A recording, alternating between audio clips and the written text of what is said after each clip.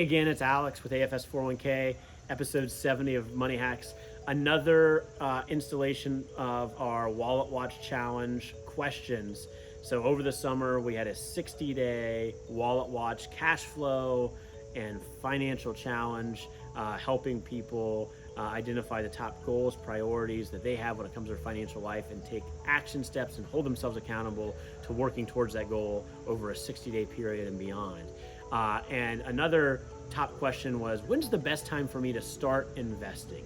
And for a lot of our audience who's participating in a 401k or a 403b, of course, you're investing in your long-term retirement savings when you're in those accounts and you're putting money away every pay period and maybe getting an employer match or employer contribution. So that's a really important primary component of your long-term financial success. But a lot of investors also, or savers, want to know, well, when should I start investing outside of my 401k? And for me, the answer is once you have completed and you have in place some foundational pieces to financial success, which we talk about in a lot of these videos, but it's worth reiterating. Once that you have started a process to build up emergency savings, to build up cash-like emergency savings that's going to cover 3 to 6 months worth of living expenses.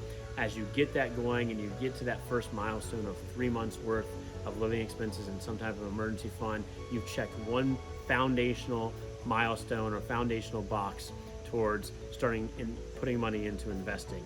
The next one is to reduce and pay off any installment or bad debt. So typically credit cards, personal loans, maybe even some of the higher interest student loans that you might have, where you're paying higher interest rates on those balances that are eating into your cash flow and ultimately holding your back when it comes to financial success. Once you have a mechanism to pay those down and pay them off and you're getting close or you're all the way there, you've checked another financial milestone box and are on your way to then investing outside of your 401k or your IRA accounts for other financial goals that will occur between today and before your retirement. So the other financial milestones you'll have through your career. Now, this isn't, an absolute solution. There are other variations of this that you may employ. There are a lot of great bloggers and financial experts that give differing advice around that. But we really think it's important to get these foundational pieces in place. And then if you can start investing on your own into some type of low-cost index fund or do-it-for-me target date-like strategy or risk-based strategy, and just like your 401k or 403b, put money into that with some consistent frequency every pay period or every month, continue to add to it.